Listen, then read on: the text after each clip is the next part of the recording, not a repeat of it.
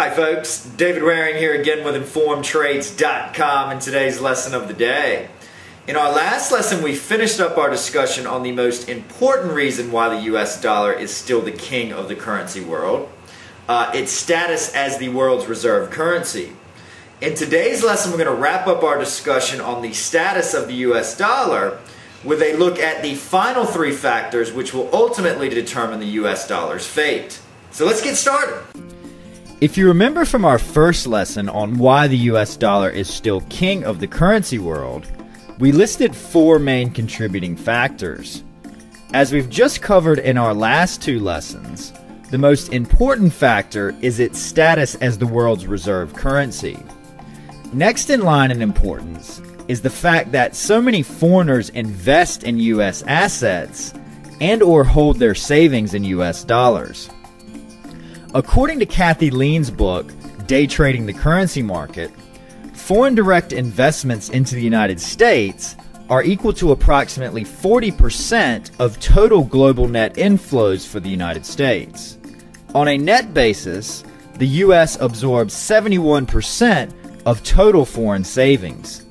This is a huge amount of money being held in U.S. dollars, to the point where foreign individuals and institutions taken together have enormous control over the fate of the US dollar.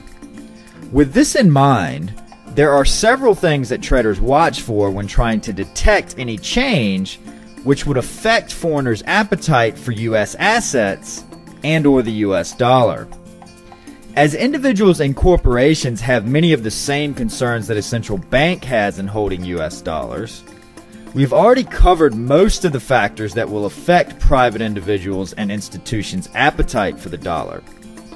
These are things like return on their investments, so basically stock market performance and bond yields, anything they feel may affect those returns, things such as monetary policy and general economic soundness, and the relative value of the US dollar itself. One factor which we have not discussed yet is the general stability of the United States. Before September 11th, the US dollar was considered a safe haven currency, which would strengthen in times of global uncertainty, as the US was considered one of the safest and most stable places in the world.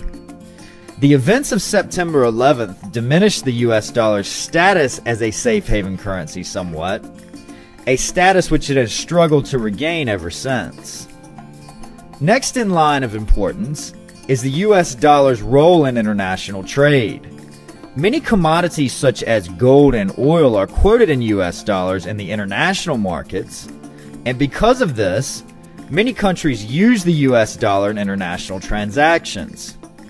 As we discussed in our lesson on why the US dollar is still king of the currency world, this creates a lot of demand for the US dollar, which helps keep foreigners' appetite for the currency strong. As a result, traders are very wary of any talk from countries outside of the US about moving away from the dollar as the de facto currency for international transactions. This is especially true about countries that are a part of OPEC, the oil cartel made up primarily of the oil-producing countries in the Middle East.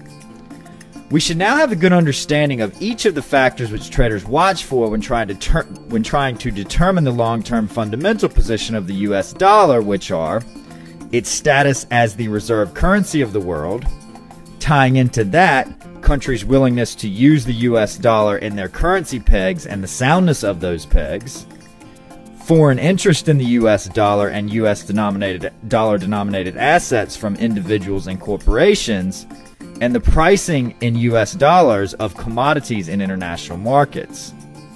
That wraps up this lesson in our series on the factors which will determine whether or not the dollar remains the king of the currency world.